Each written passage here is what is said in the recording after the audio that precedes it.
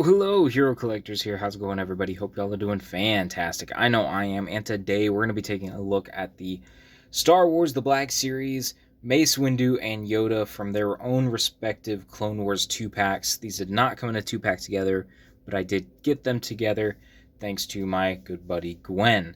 So because I didn't do an unboxing of these two, I will do a few comparisons in this video alongside taking a look at the figures in general and all of their accessories.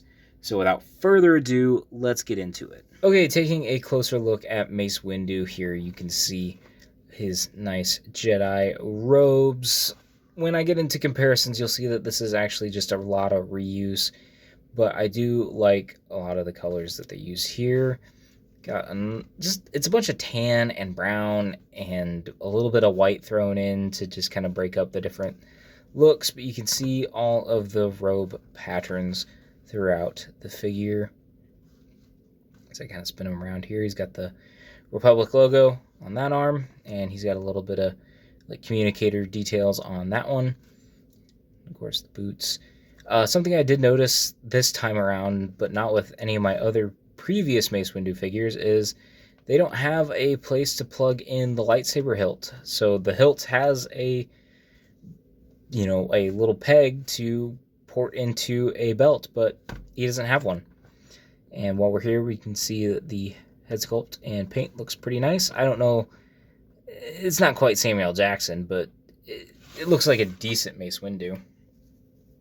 Bringing in the I don't remember what release this is exactly, but it's a standard Mace Windu without the clone armor bits. You can see a lot of this is reuse, and the colors are ever so slightly different on the boots and on the robes themselves and on the skin tone. I think this likeness is a bit better than this one, but I don't think either are particularly bad. And to bring in one more Mace Windu figure, we have the 2003 Clone Wars version that came on the retro card. Sorry about that.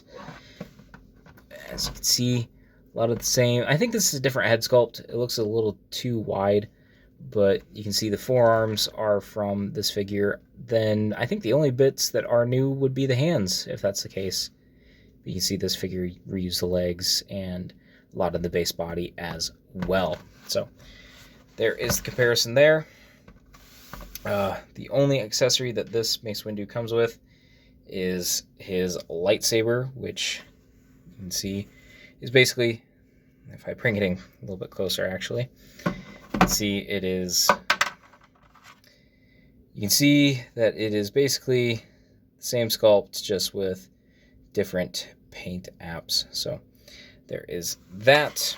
Now, getting into the articulation, you can see this head can look up that far, not very far for a double joint, because there is a ball here at the base of the head and at the base of the neck.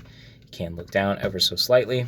You can look side to side, and a little bit of tiltage. You can get the arms going up and down. He does have a butterfly in there.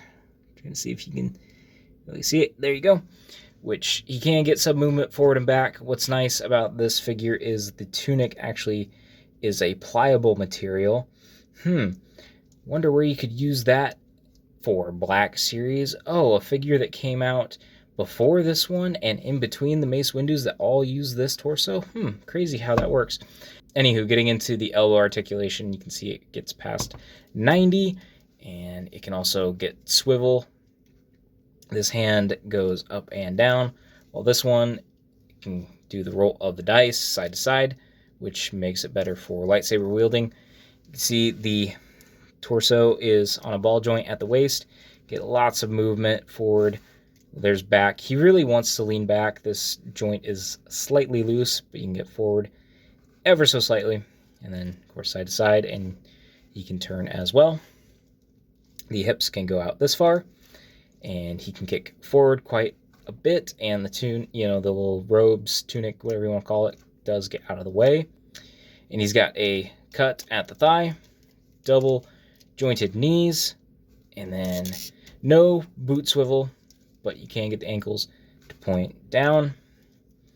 Not very much up, but he does get good ankle pivot. So my final thoughts on this Mace Windu figure.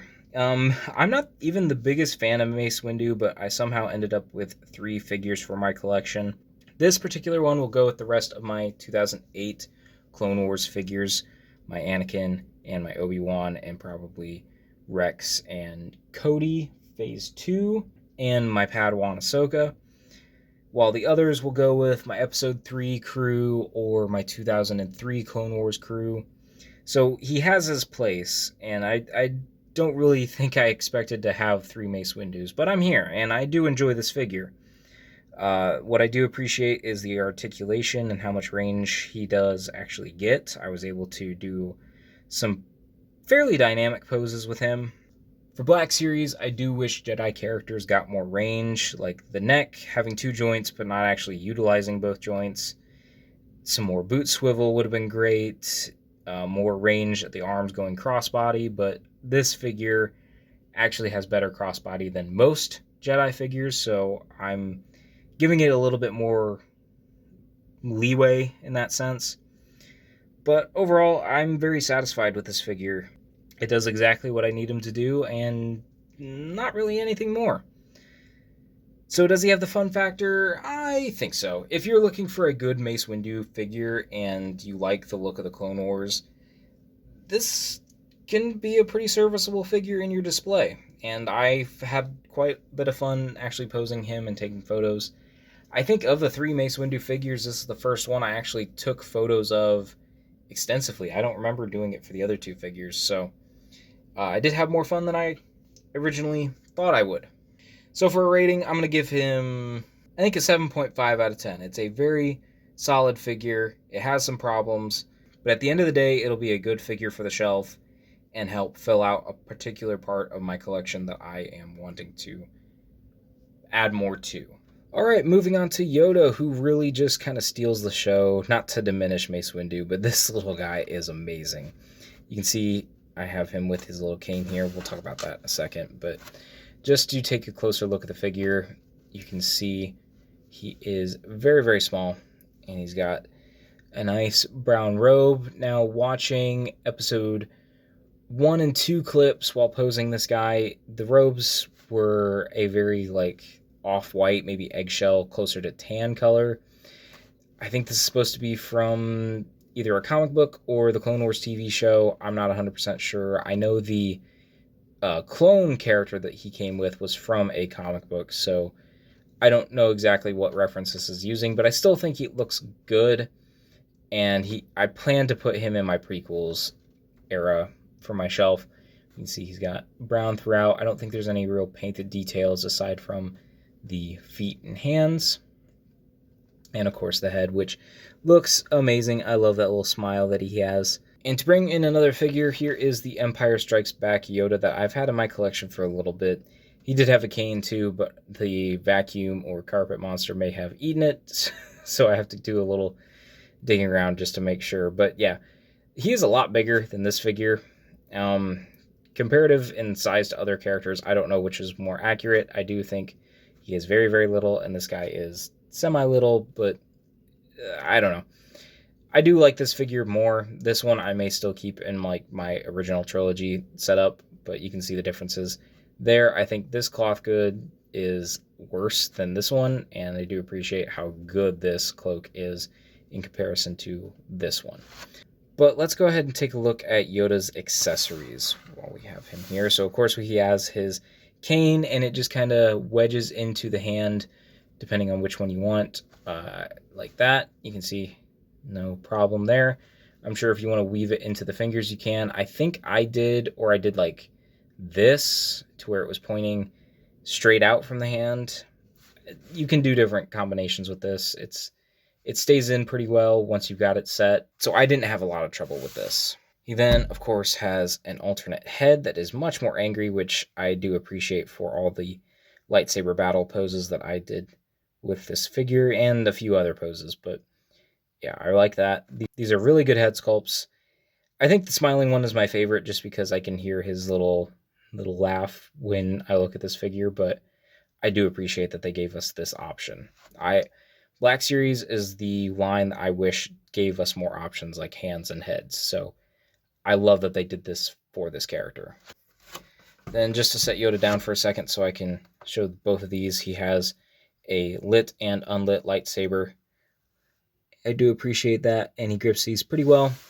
I will put the lit lightsaber in his hand.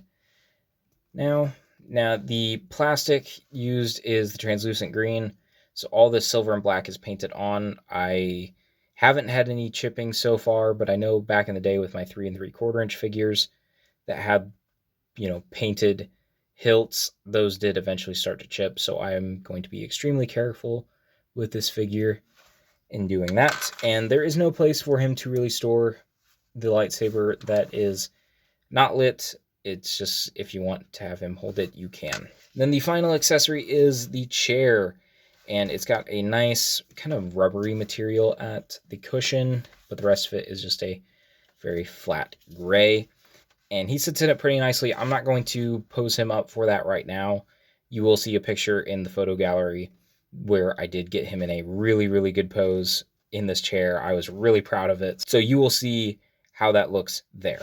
But now let's go over some articulation.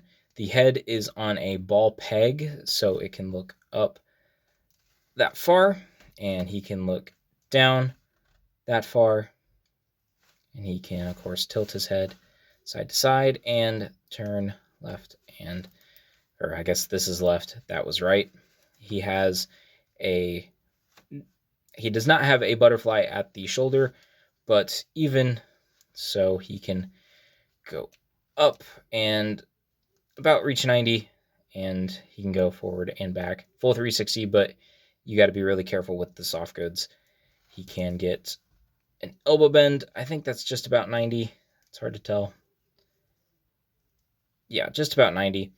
And then the hands are just on... Oh, no. The hands do have a hinge. You can just barely see it there on the hand, so those can go up and down, and of course rotate a full 360. The torso is on a swivel. You can get full 360 there. The hips can go that far out, which is very good.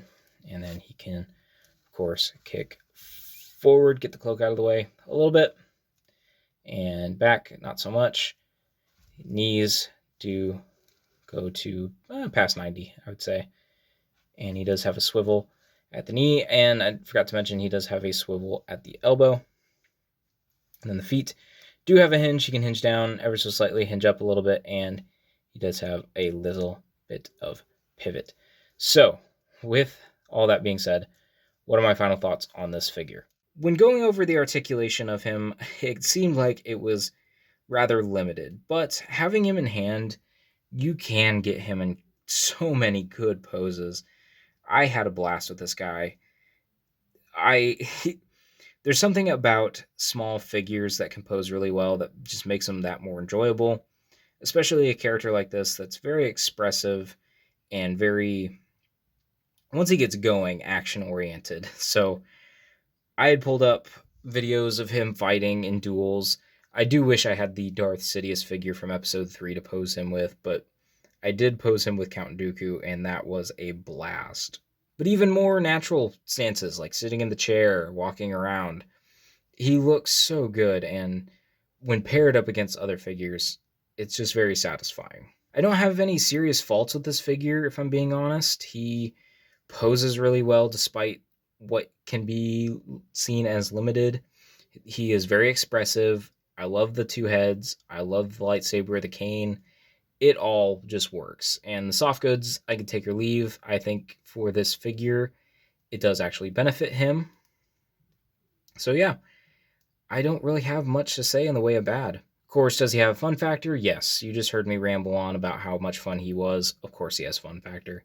He's just a fun little guy, and I love little guys like this. They're just so satisfying when executed properly.